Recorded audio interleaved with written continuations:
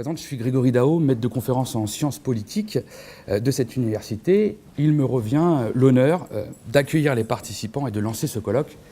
Je vous rassure, je serai très bref parce que je sais que ce n'est pas moi qu'on est venu écouter. Je tenais d'abord, au nom de l'ensemble des enseignants-chercheurs de Paris 1, à féliciter les étudiants qui sont à l'origine de cette initiative, qui l'ont conçue de A à Z. Je pense en particulier à Hervé de Révillon, responsable du master expertise des conflits armés, et à Yann Richard, responsable du master de géopolitique. Notre fierté, c'est d'abord que les étudiants se sont emparés eux-mêmes de ce thème, à savoir la crise sécuritaire au Sahel. L'autre fierté, c'est d'avoir une quinzaine d'intervenants et un peu plus de 180 inscrits pour cette journée.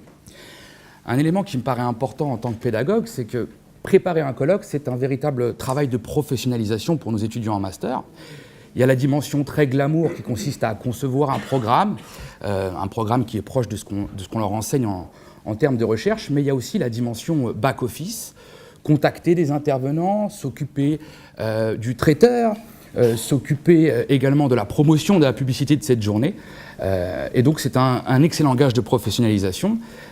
Quand on va demander 1 000, 10 000, 100 000 euros ou 1 million d'euros à son N+1, on lui présente évidemment des devis et un projet qu'il ne peut pas refuser. Donc on est très heureux de pouvoir mener cette double dimension, ambition théorique, questionnement de recherche et en même temps question logistique.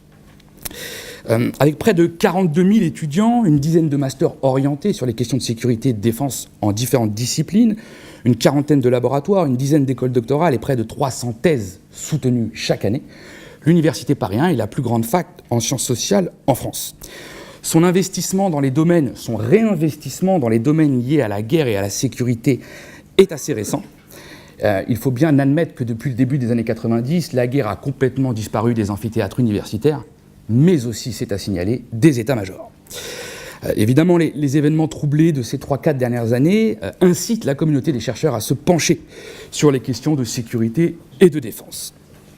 Donc l'Université Paris 1 entend participer à cette revalorisation des études et des objets stratégiques en favorisant l'émergence d'une nouvelle génération armée par les sciences sociales.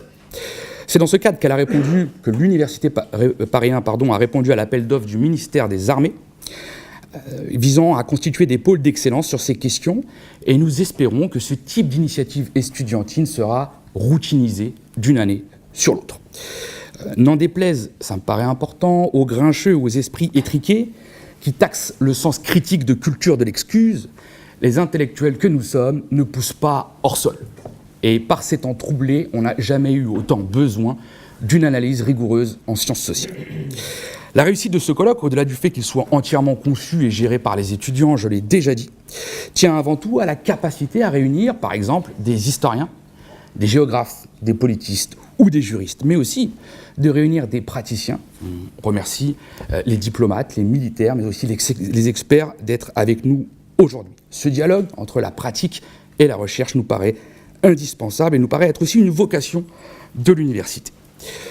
Enfin, l'Université Paris 1 entend remercier ses principaux partenaires, l'Institut des études sur la guerre et la paix pour son soutien logistique.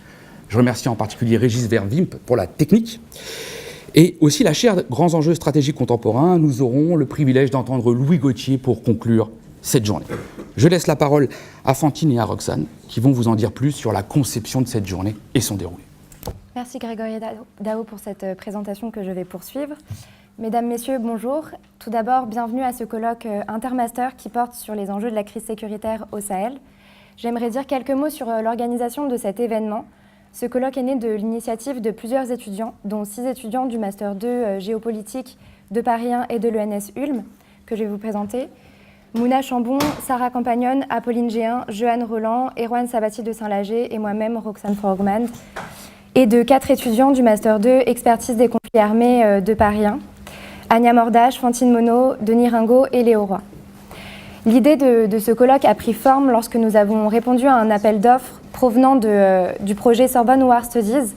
Donc pour y répondre, nous devions proposer un projet de colloque d'une journée dont le sujet devait s'inscrire dans un thème qui nous était imposé, un thème assez large, celui de conflits et territoires.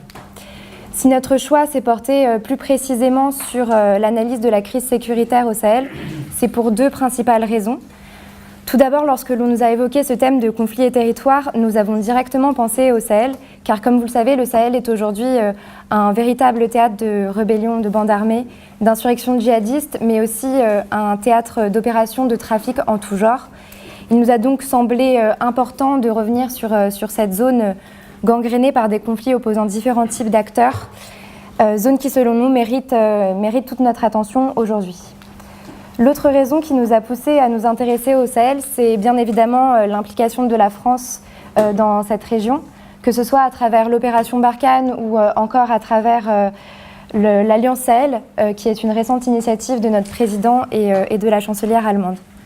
Plus précisément, les dispositifs qui ont vu le jour depuis 2017 autour du G5 Sahel et qui témoignent d'une volonté d'adopter dans cette sortie de crise sahélienne une approche plus régionale et plus intégrée, ont suscité notre curiosité et nous ont amené à plusieurs interrogations.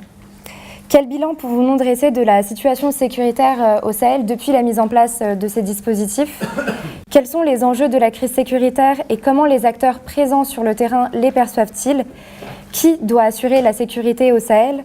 Quelle est à présent la place de la France et à plus grande échelle celle de l'Union européenne dans cette sortie de crise ? Ce sont autant de questions auxquelles nous tenterons de répondre aujourd'hui, ou du moins d'apporter des éléments de réponse, à travers 5 panels que nous avons choisis. Et je laisse la parole à Fantine pour qu'elle vous en dise plus sur ces derniers. Donc, merci de votre attention. Afin de répondre à toutes ces questions, les 2 premiers panels de la matinée reviendront sur les prémices de la crise sécuritaire au Sahel et sur les différents défis auxquels les acteurs impliqués dans la région doivent faire face. Ensuite, en début d'après-midi, le 3e panel vous parlera du G5 Sahel. Le suivant s'intéressera aux tensions intercommunautaires dans la région. Et enfin, lors de la dernière conférence, nous nous poserons la question de l'existence d'un fait existant, c'est-à-dire est-ce qu'on peut comparer ou établir un parallèle entre la situation au Sahel et celle en Afghanistan.